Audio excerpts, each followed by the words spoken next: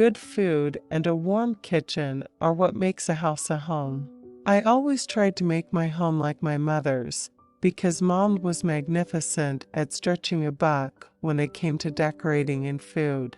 Like a true Italian, she valued beautification in every area of her life, and I try to do the same. Never be a food snob. Learn from everyone you meet: the fish guy at your market, the lady at the local diner, farmers, cheesemakers. Ask questions, try everything, and eat up.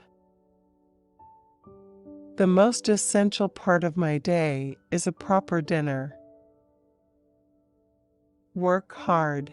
Laugh when you feel like crying. Keep an open mind, open eyes, and an open spirit. When you're out grocery shopping for your family, maybe you can put a can of cat or dog food in your cart and bring it to an animal relief center. I tried to bake a cake for my mother's birthday. It took me 4 hours. It was terrible, and I cried for 3 days. I'm not a chef. I haven't created any new technique in the kitchen. I'm not a rocket scientist. I think I'm good at writing accessible, fun, and affordable meals for the average American family. That's what I think I'm good at. You know, food is it's a hug for people. EVOO is extra virgin olive oil. I first coined EVO on my cooking show because saying extra virgin olive oil over and over was wordy, and I'm an impatient girl. That's why I make 30-minute meals. It only looks like I get to eat a lot of food on TV.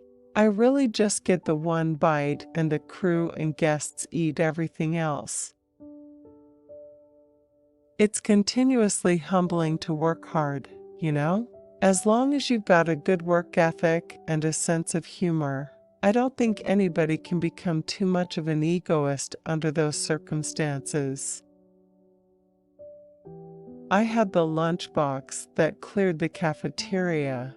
I was very unpopular in the early grades. Because I hung out with my grandfather, I started to bring my lunchbox with sardine sandwiches and calamari that I would eat off my fingers like rings.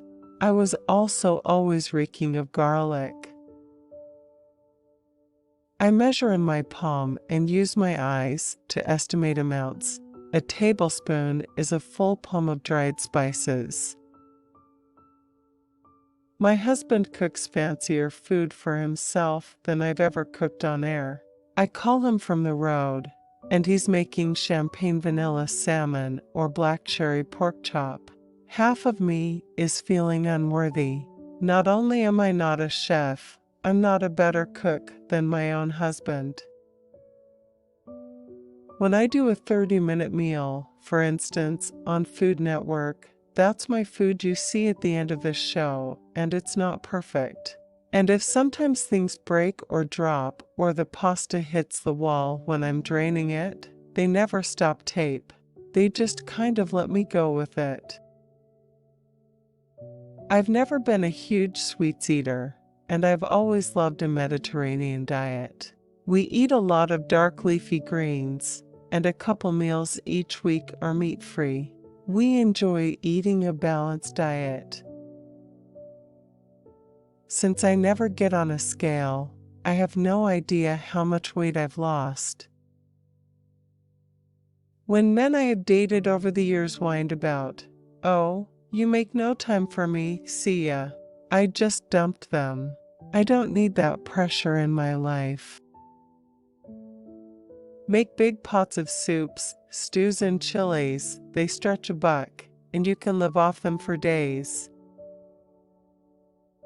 I do 280 episodes of TV a year, write 15 recipes for the magazine, and publish an annual book.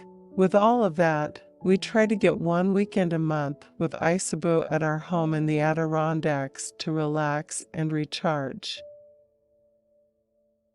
The magazine, the daytime show, We've always tried to write affordable, accessible. Those are key words for us, and I do mean us, a huge staff of people at the magazine who love to cook affordable, friendly food that helps families eat better for less. I have learned how to breathe, to use my chords differently.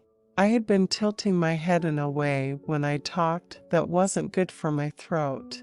I've been working on all of that, and it seems to be helping. I don't categorize food as bad or a guilty pleasure. We created a line of pet food called Nutrish that's made to human standards, and 100% of the proceeds go to animal rescue. One of our top-tier donors is the ASPCA, and they help us challenge animal shelters all across the country to get more animals placed in homes. I like feeling like an ox at the end of the day. I like working hard. I used to work in kitchens, doing 12 or more hours a day of physical labor, so today, 8 to 12 hours of cooking, chatting, or filming feels like a vacation. When I have a scheduled day off, I spend several hours writing, then I clean until I crash from fatigue. I don't relax well. I have a fat head. I get freaked out looking at pictures of me. NASA asked me to create meals for the space shuttle. Thai chicken was the favorite. I flew in a fake space shuttle, but I have no desire to go into space after seeing the toilet. I used to say I would never run unless I was being chased by someone with a gun. Now I'm a little obsessed with it. You don't feel as self-conscious if your clothes fit.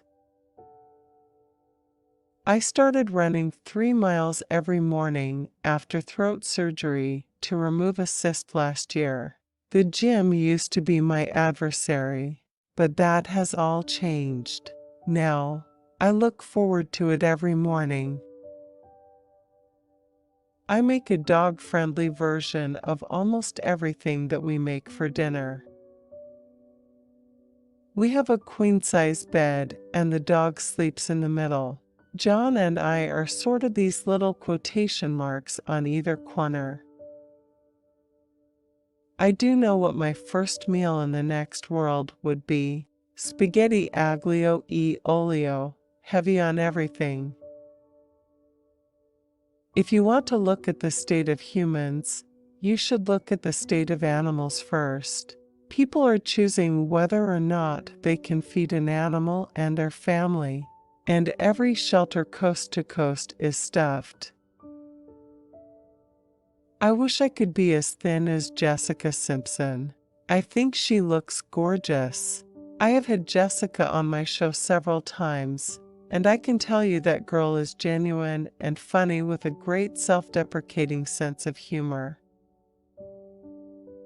I work too much to be an appropriate parent. I feel like a bad mom to my dog some days because I'm just not here enough. I just feel like I would do a bad job if I took the time to literally give birth to a kid right now and try and juggle everything I'm doing. I don't think young men or women should feel pressured into marriage. You shouldn't marry anyone, in my opinion, who you have to try hard for.